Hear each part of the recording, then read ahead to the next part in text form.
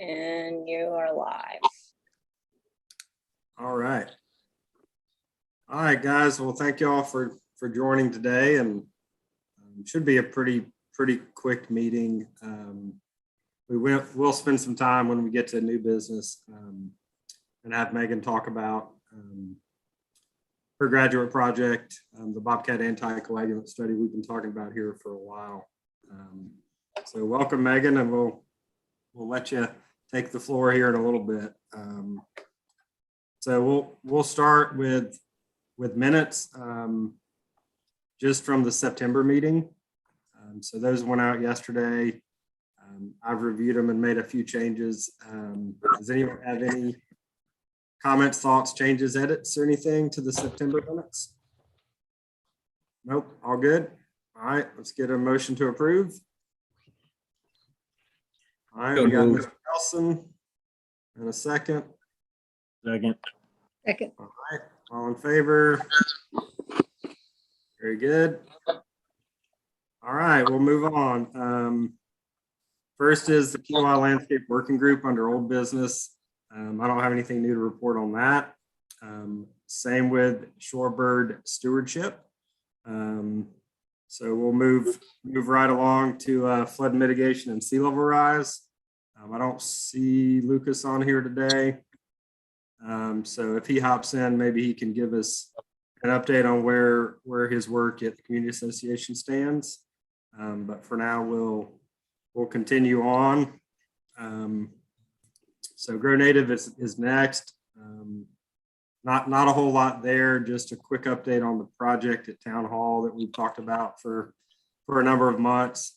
That's going to start here at the end of February and should be done by the 1st of April. So that's about $100,000 project, basically removing dead and dying plant material here at the Municipal Center, switching out some non-natives for natives, improving some safety and sightline issues.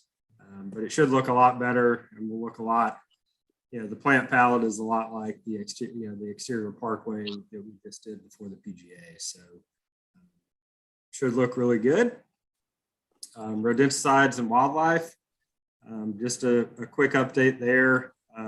We continue to test animals as we encounter them. Since our last meeting, I think we've tested an additional 12 animals. And so some were species that we have not tested before. So I'll just briefly share those results. So we had 3 American crows that died in the fall. We thought potentially it was from West Nile. I think I mentioned that to y'all. We had them tested by DHEC for West Nile. They were negative. And we just got back the liver samples and they were negative for anticoagulants. So still don't know what happened to those crows or what led to their deaths, but it does not appear to be West Nile or have anything to do with anticoagulants. We also tested a black vulture. First time we've tested a black vulture. No surprise, it showed exposure to anticoagulants. We also tested 2 red-tailed hawks that showed up injured and dying, and both of those were also positive for anticoagulant exposure. I think we tested 2 possums and 6 raccoons. Only one of the raccoons was positive, and both the possums were. So, but the levels we're seeing are certainly still remain lower than they were a year or more ago. And the fact that, historically, I think our raccoons somewhere around 70% have showed exposure. So to only have 1 out of 6 now, just another indicator that we've certainly made some headway in reducing, the prevalence of these anticoagulants here on the island. So that's a good thing. Any questions on any of that? Okay, we'll move on to deer management. Just a quick update there. Yeah, I recently spoke to 2 wildlife removal people. They tell me that the rat populations are exploding in places in the island, that they're getting calls hour after hour to come take care of rats. Do you have any thoughts on that? You know anything about that? Yeah, so I got a handful of calls in the fall from both residents and a nuisance wildlife removal company or two, kind of saying the same thing. But I, again, have not gotten a lot of reports of that. But I've also heard from other companies and individuals that would seem to suggest that the issue is about the same as it has been historically. So, I mean, I'm certainly not overwhelmed with calls. So it's hard to say if is there something going on with more rodents now, especially near and inside residences. I don't really know. Everything I have is anecdotal, but again, I've got kind of both sides. I know that one of the companies you talked to, John, I had talked to them as well, and she had mentioned that they were having a lot more calls than usual. I don't know if it's potentially just people switching from, the bigger companies that tend to focus on pesticides to some of these smaller companies that focus on physical removal. If that's maybe what's driving business to some of these companies. But yeah, I don't know anything other than that. I looked at 7 rats that Leanne had in the back of a truck last week. They were all ratus. Right. Well, between the 2 companies, hers and another one, indicated that Cal West Beach was high areas. A lot of the regimes inside the gate and over there. Right. And I was thinking about why should there be so many human rats around? Food and habitat would be the 2. And these are just thoughts I'm throwing out to see what you think, what anybody else might think. Those regimes use a great big green trash containers. They don't have individual barrels. Right. And those cannot be made rat proof. It would seem like that would be a wonderful source of food to support good rat populations, if that's really where they're concentrated in those areas. Yeah, It might be, a good point. it might be that some intensive trapping around those, might tell us whether they really are a food source or not.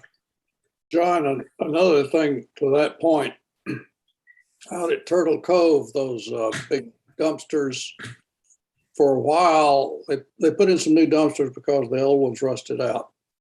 And they have drain plugs in the bottom that are about 2-inch in diameter, maybe a little more.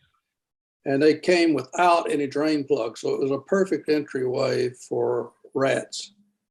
And with the help of the town staff, I finally got them to come out to Turtle Cove and put plugs in the things. And that did reduce the rat issue, just that.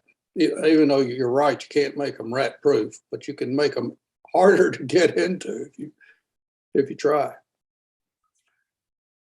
Well, I'm thinking food source is one thing that they've got to have. The other thing might be habitat. We have many vacant houses and condos and things like that, which can serve as a refuge for them, where they, could hang out, breed, not be disturbed generally. And then the overflow from that success that they're having goes out into places where people are living. And then you get calls about those things. Yeah. Do you have any other thoughts about things that would make Kiawah kind of unique and good human rat habitat? No, I mean, I think those are good points. You would think that we're certainly have less good, residential, commercial type rat habitat as other, bigger cities that have, sewer issues and obviously a lot of, more food establishments and commercial areas and maybe buildings that aren't kept up as well. I mean, I think at the end of the day, you know, obviously we're always going to have rats here. We're always going to have roof rats. They're always going to be the chief, you know, nuisance rodent species out here. I think a lot of what we've learned in the last year and a half, you know, goes back to the exclusion, right? You know, if you exclude them from your structure, you know, you're not going to have a problem, even though there may be plenty of them on the periphery. And so I don't know if West Beach, you know, part of that could be driven by older structures that aren't as rat proofed as others. But I think the dumpster issue is one that we've talked about a number of times, and it's certainly worth looking into. You know, are there concentrations of rodents around these dumpster sites? And if so, is there anything we can do to mitigate that? Either shifting to a different dumpster, or, you know, putting in drain plugs, or, you know, hardware cloth over the drain openings if they need to stay open. But yeah, all good ideas. Okay. Thanks, John.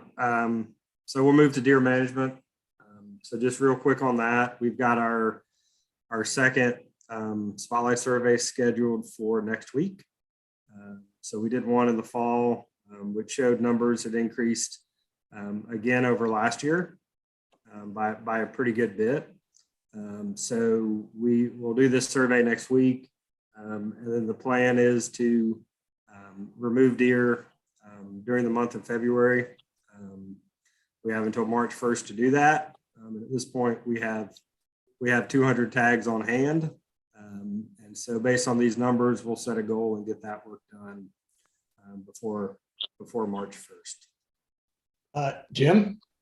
Yes, sir. Just a quick anecdote. A deer and I had a intimate engagement about 3 weeks ago. Encounter. And, yeah, near the V gate, and it's going to cost $3,500. And I was not moving very fast at all, but it distorted the hood and dented it, and $3,500. And the collision people, everybody would be interested to know, it may be mid-March before they may be able to look at it. And the same collision people told me that they've got cars in there waiting for parts since last summer. Wow. So tell people to avoid deer. It's just, you know, I've lived out there for how many years and never had a problem.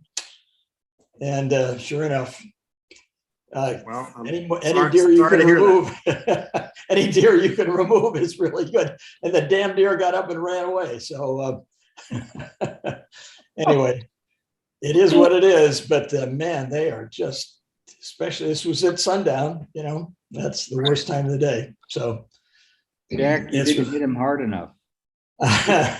No, he scrambled to his feet, or she did, and ran off. Anyway. The worst thing is you can't get the parts to fix cars. So if you have collisions, could be months before they're repaired. Anyway, still drivable, but it's got a nasty dent. Gotcha. All right. Any other comments on deer? We'll move to conservancy projects. We don't have Lee, Collier, Jane. Anything? Yeah, I'm going to let Collie give Lee's report. He did send something, and so I'm going to just turn it over to Collie now. Sure. Yeah, I'm just going to read exactly from what Lee provided me with, starting with the groundwater table study, continuing to maintain the groundwater monitoring network and collecting data periodically. College of Charleston Geology Department has suggested that they could install additional wells on Kiawah Island as part of a graduate level hydrology class in the future if requested.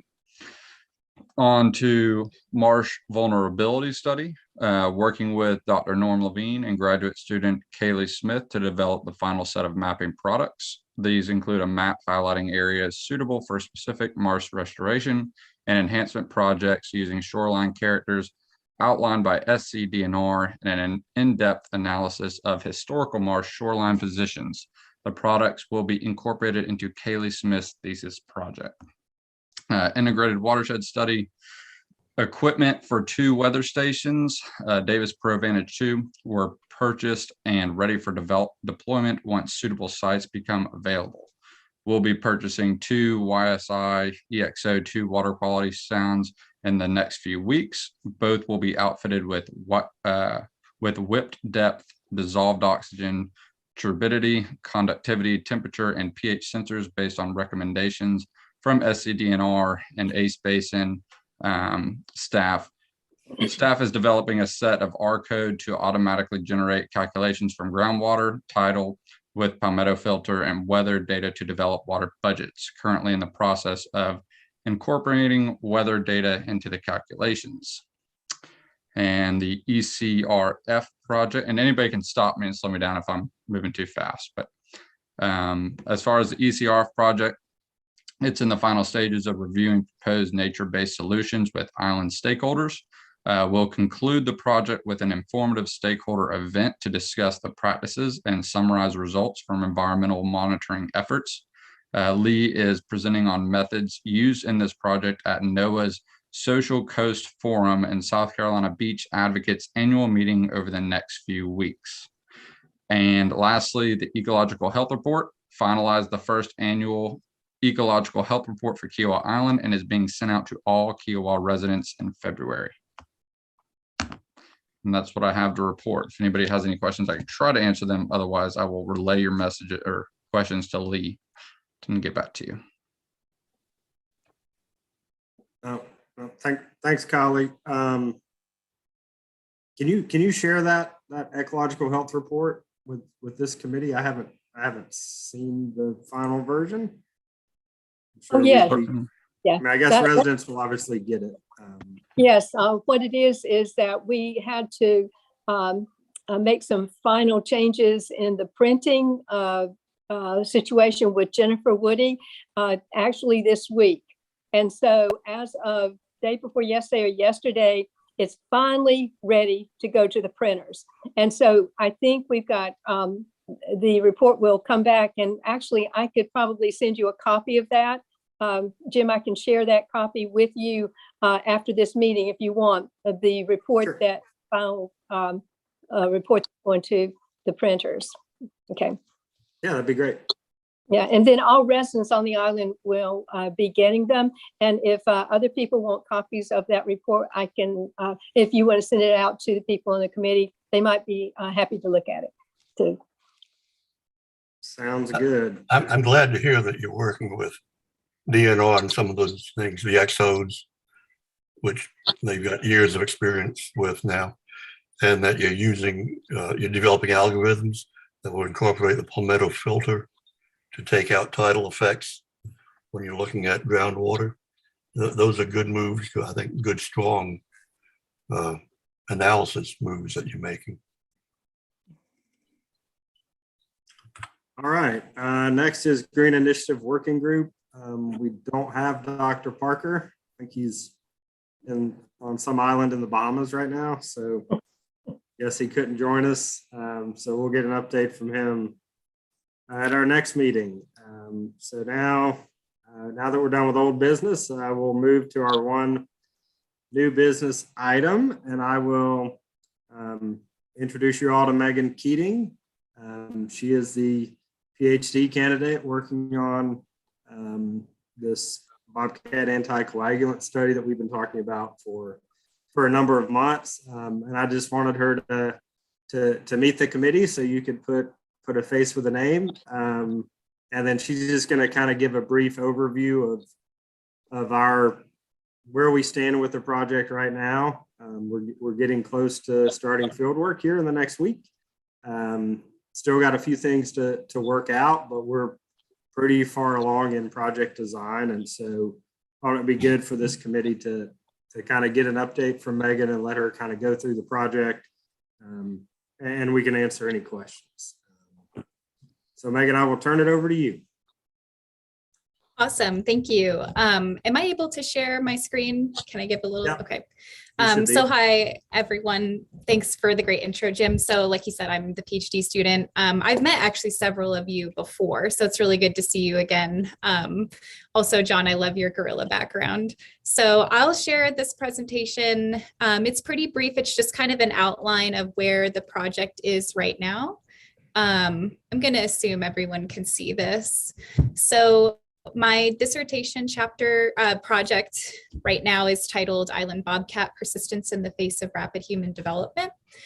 My two study sites are Kiawah Island, which I consider to be the primary study site. It's providing detailed long-term data, one of the longest running GPS data sets of a carnivore in the world that we know of, and continued population monitoring. So through continued deployment of GPS collars, toxicological sampling, and diet sampling.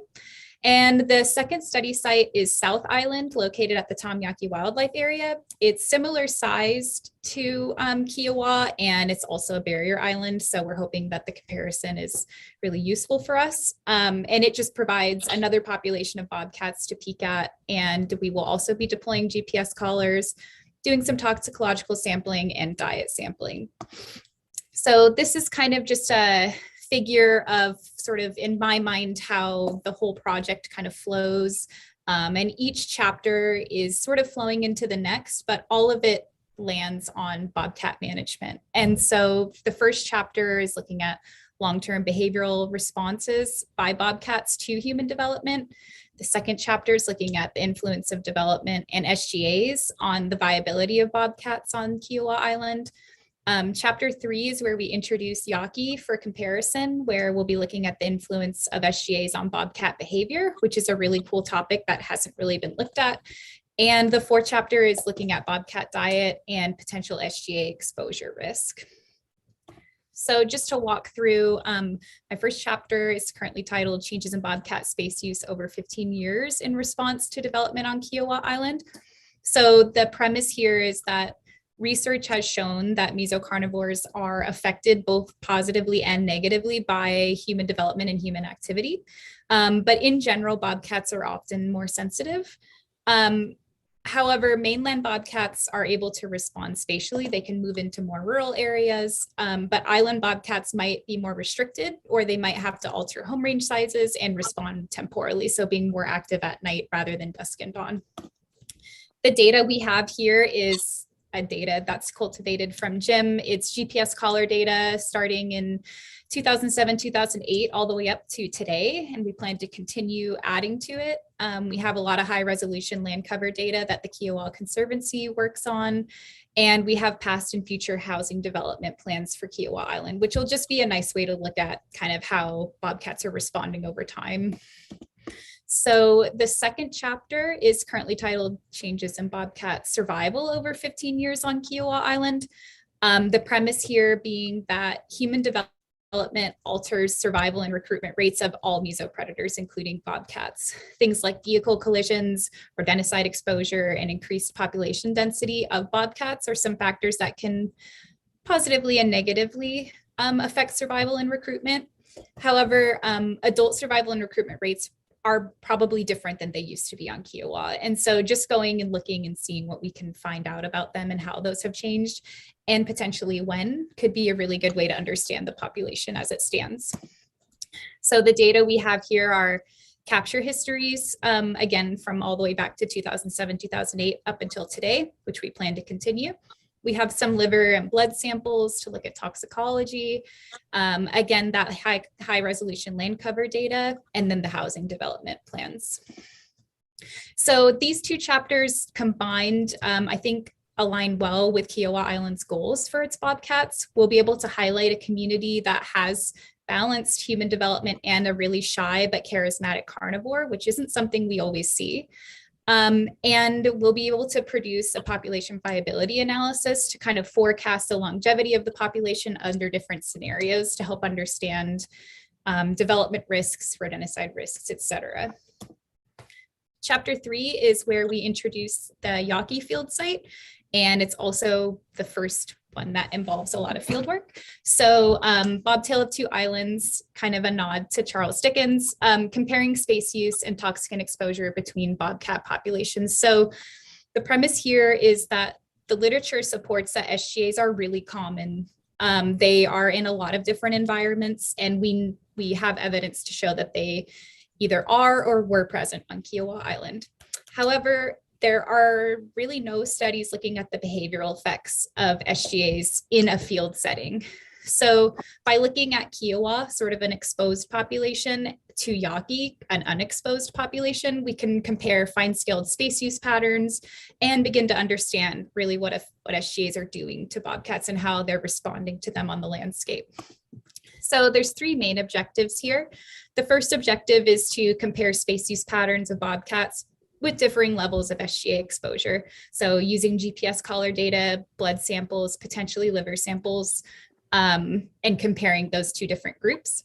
The second objective is to use fecal samples to evaluate fluctuations throughout the year of SGA levels. So swabbing and using some newer methods to figure out how their toxicology is changing, and if it's changing and what time of year it's changing. And then if there is a sort of a fluctuation occurring, we can try and take those GPS locations and look at patterns immediately prior to that and try and see how those fluctuations correspond with their immediate space use patterns. So that would be our third objective, which is where we would combine the GPS collars with SCAT data. So here, I think this aligns really well with Kiawah Island's goals for its bobcats, identifying habitats that might be important for bobcat conservation, using GPS locations to analyze resource selection. And all of this basically leads to identifying potential exposure areas on the island, and then refugia for bobcats from SGAs and maybe prioritizing those habitats. So identifying seasonal or behavioral shifts, and then analyzing spatial patterns. The fourth chapter is currently titled Bobcat Diet and Rodenticide Risk with Respect to Prey Availability. The basic premise here is that comparing diet of two different populations of bobcats, especially when we have our Kiawah exposed and Yaqui unexposed, will just have broad impacts on bobcat literature, because there's more than likely a connection between prey species and toxicant exposure, which is something that we probably already know, but it would be really nice to solidify that. And then identifying when and where bobcats are encountering these prey on Kiawah will inform management, and it will also help managers on similar systems.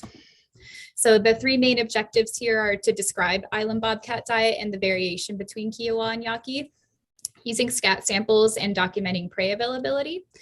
The second objective is to determine how land use might affect prey availability and then therefore dietary selections. So using SCAT locations and documented prey availability to draw conclusions on if they're in certain habitats, are they eating certain types of food. And then the third objective would be to relate individual bobcat SGA exposure levels to their patterns and dietary selection. Do bobcats that eat more wood rats have higher levels, or vice versa? Here, I think this is a pretty obvious alignment with Kiawah Island's goals, trying to identify when bobcats are most likely to consume non-native rodents that likely have higher risk of passing SGAs to bobcats, identifying where bobcats are most likely to consume them, and then identifying what those prey items might be, most likely non-native rodent species. So hopefully that was an okay summary. I want to make sure everybody has my contact information. Some of you do, but please feel free to reach out to me anytime. I really enjoy speaking with you guys, and any questions you have, I'm pretty immediately available via phone or email. Thank you.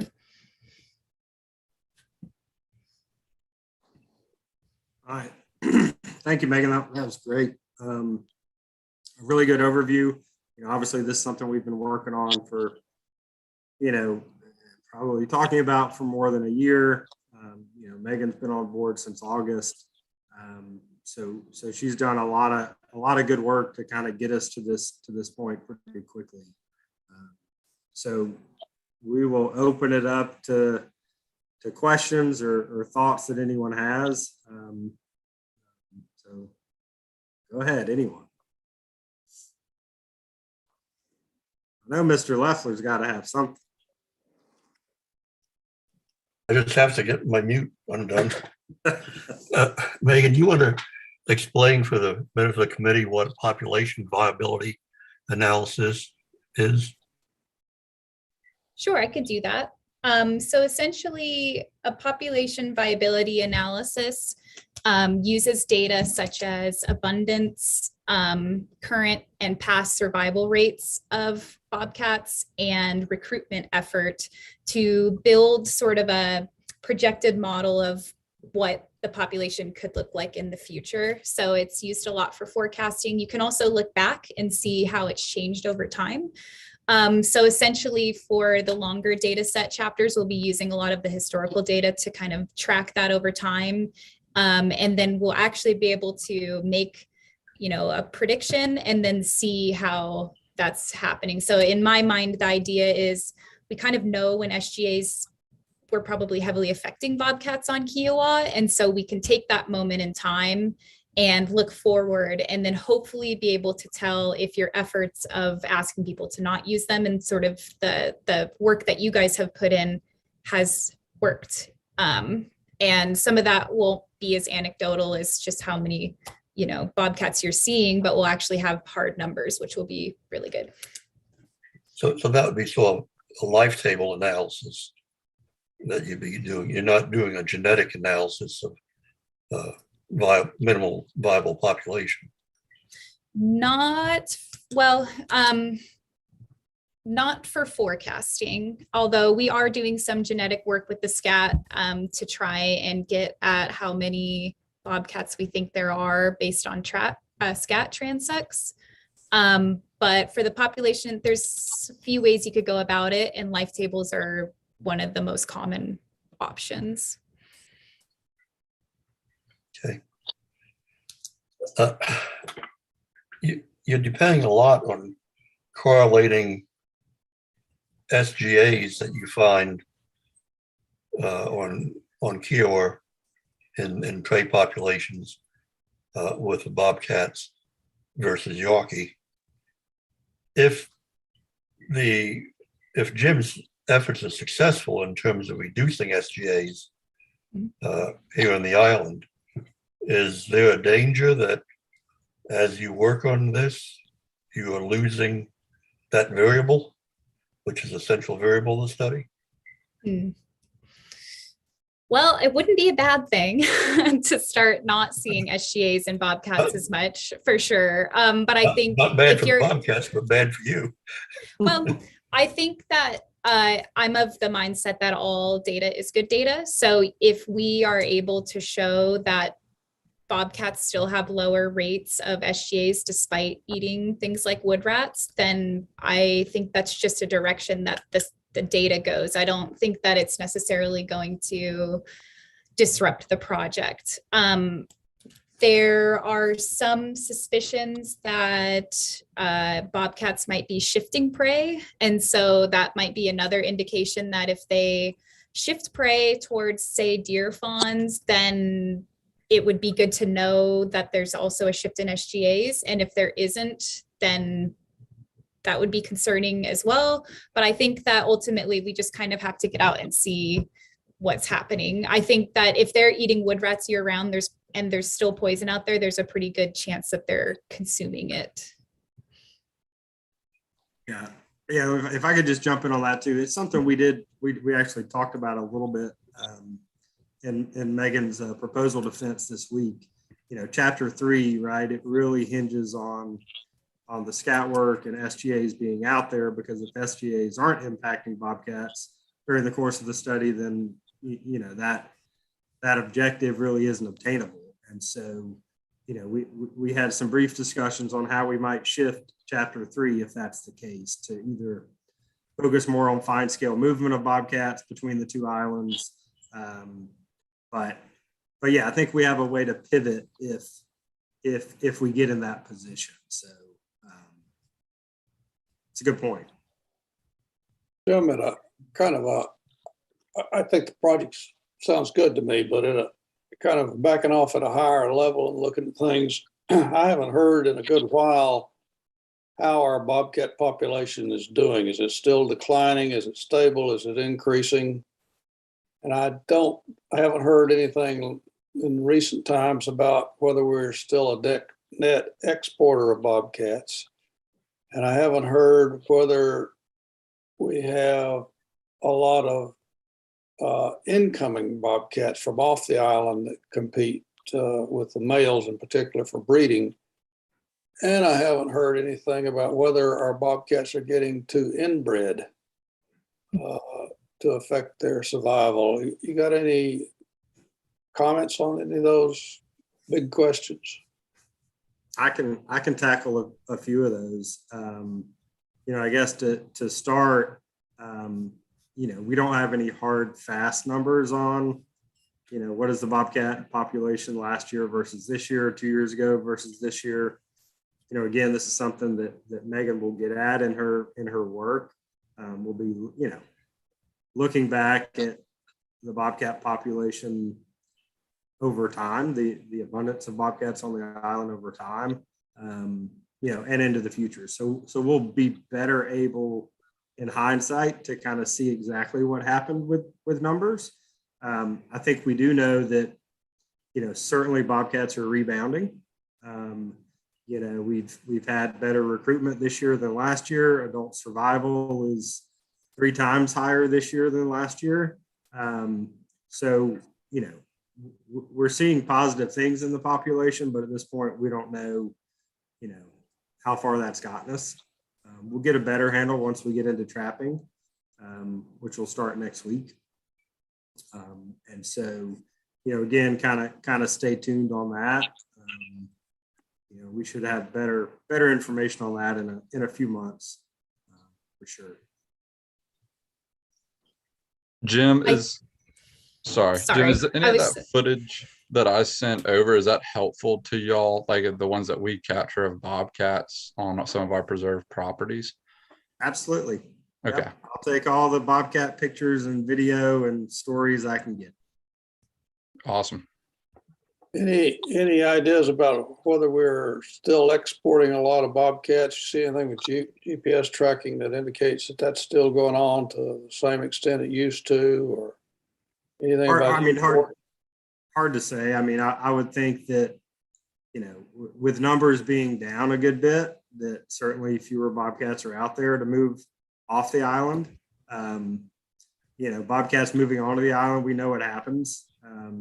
It probably happens, you would think that more bobcats move on, based on how much territory and space is available. And so obviously when our numbers were down, that certainly probably opened it up to more bobcats to move in.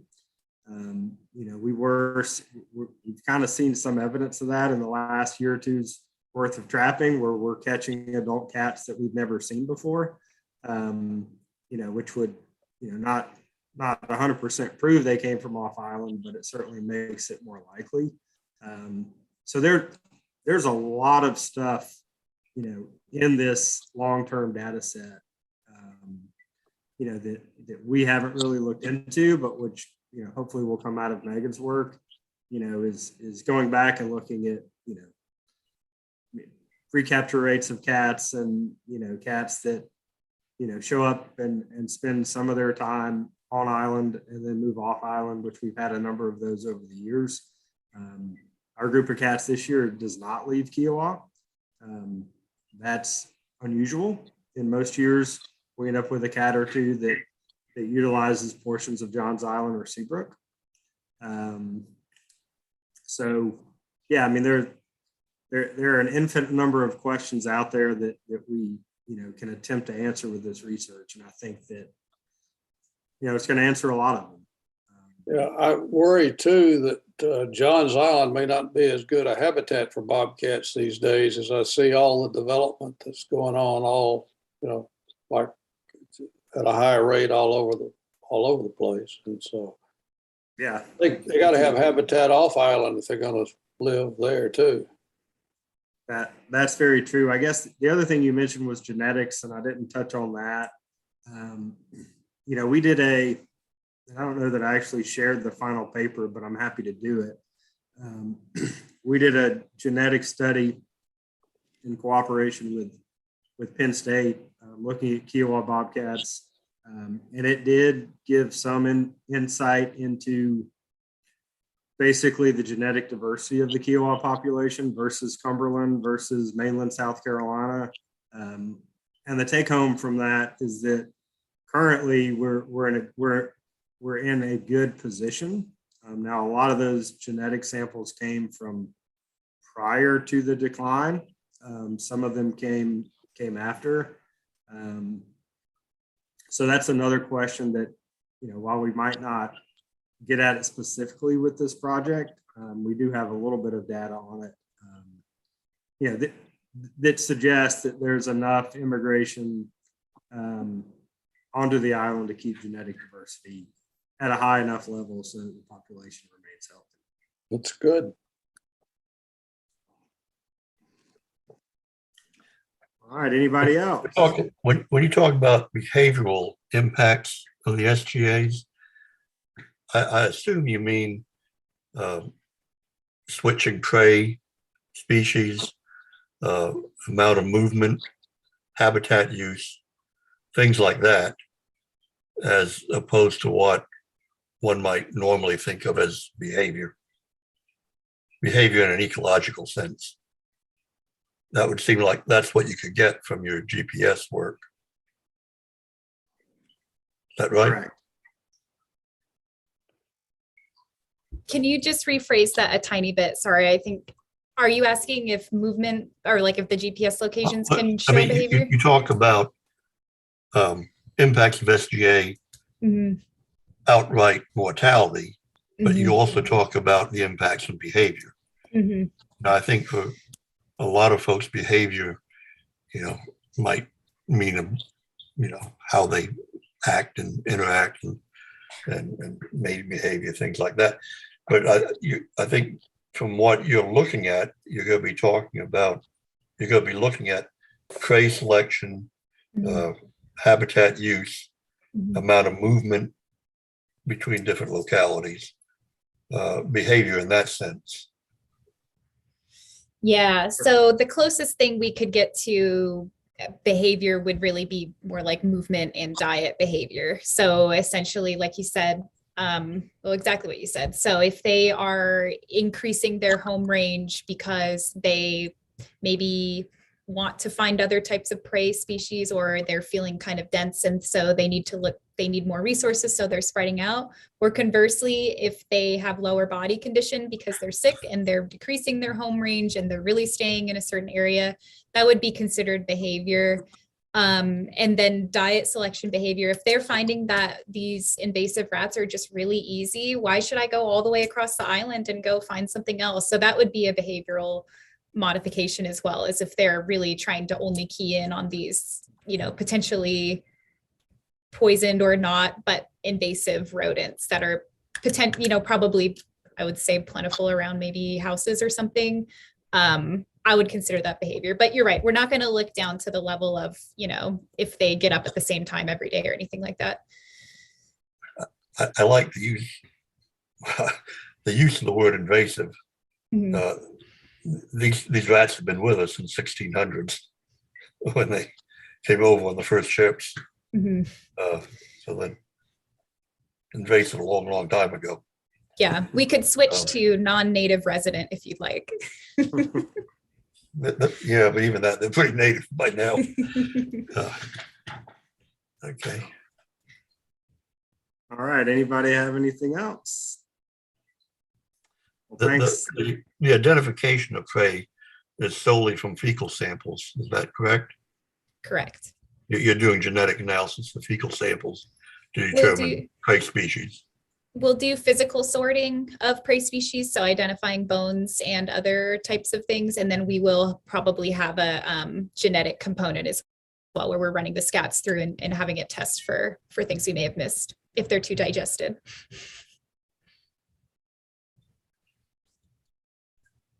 All right. Well, thank you, Megan. I appreciate you coming in and joining us today. And see you on Kiawah here next week, I think. Yes, thank you. All right. So let's move on to reports. We'll start with the town of Kiawah. I don't have a whole lot other than, I mentioned we'll be starting bobcat trapping next week. And then Aaron's got some R sparrow banding going on next week as well. So we're gonna be pretty much in the field for the month. Hey, how are you? All right. Community association. Matt, you got anything? No, nothing for this committee to report. All right. Golf resort, Liz. Can you hear me? Yes. Nothing to report, but it just came to my mind. With Megan's study, are you going to be asking the general public to assist in collecting bobcat scat? No, we're not. Okay. Because of the way that we're doing it, it's very systematic. So we've got to, we need to get these samples from the prior, no, they can't be any more than 5 days old. And that's partly because of the anticoagulant testing that will be run on these scats. So we're going to have known transects through areas where we know scat is deposited. And then those areas will be cleared of scat before a sampling period so that we know we're only getting fresh scats within the prior 5 days. So it'll be a pretty detailed methodology. Not like in the old days where we used to have resort naturalists go out in the dunes and find scat for us. Understood. Okay. Thank you for clarifying. I don't have anything in addition. Okay.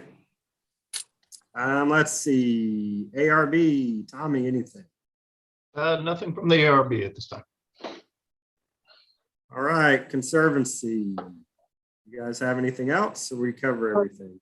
I think one thing that we are doing a litter collection once a month now. We had our first litter collection about a week and a half ago, and I can't remember the date in February. I think it's like around the 6th. It's got to be on the Saturday, so either the 12th or the 19th. And anyone who wants to work with that, we meet at Mingo Point and then go around the island. And this is working with the aquarium and Kelly and her group. So I really want to encourage anyone who's interested in doing that to join us. Sounds good. Turtle Patrol, we do not have Lynn today. I know she's been sending me a lot of emails, so she's getting ready for the upcoming season, which will be on us before we know it. All right, citizens' comments. We have none. I have none. Any other general comments from the committee? Say, Jim, in the minutes, it said that you were going to follow up on the straw issue and the composting straws and the like. Is there an update on that? I was waiting for that question, Mr. Mills. Well, I'm glad to have stepped up for that then. Yeah, I appreciate it. So we've had a number of internal discussions regarding the best way to approach that issue. And we honestly haven't come up with a strategy 100% yet, but I know I may have said this last time, but stay tuned. We are working on it. So, just whether we're going to go with a reinterpretation or we're going to go with a new ordinance. So we continue to have those conversations, but no resolution at this point. All right. If no one else has comments, I'll get a motion to adjourn. Jim, I understand the Beach Advocates Conference is being held here in Kiawah. You're on the program committee. Is that something that you would suggest that members of this committee attend to learn more about beach management here in South Carolina? Yeah, I should have mentioned that. But yeah, the South Carolina Beach Advocates will be having their annual meeting here. actually this coming Monday, so January 31st through the 2nd. It starts Monday afternoon and ends basically Wednesday morning. And so it's a great meeting. It's fairly technical, a lot of it, but it's certainly a worthwhile meeting to attend if folks are interested. Originally it was an in-person only meeting, but that has changed here in the last week. So now it's a hybrid meeting so that you can effectively register for in-person, or you can register to attend virtually. So if anyone is interested in hearing from, there will be a lot of experts at this meeting. So everything from elected officials to regulators to private businesses that do beach consulting work. It's a really expansive program that looks at a lot of facets of beach management, at all different levels. So yeah, I mean, if folks are interested, you can certainly still register for either option. And if you do attend in person, there is a field trip to Captain Sam's Inlet as part of the program this year, which is kind of a neat thing that they've not done in the past with having a field trip during this meeting. So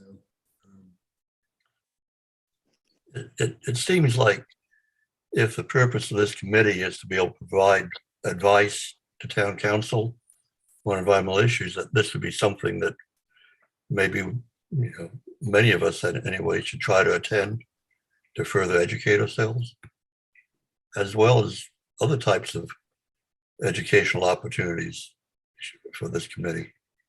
Is that reasonable? I think so. Absolutely. Well, I'm happy to share the registration link and meeting info, which I'll do to the committee today. And yeah, if anyone wants to attend, that'd be great. Thanks for bringing that up, John. All right, if there's nothing else, we'll get a motion to adjourn. So moved. All right, so we got Matt, and then we get a second from Jack, and all in favor?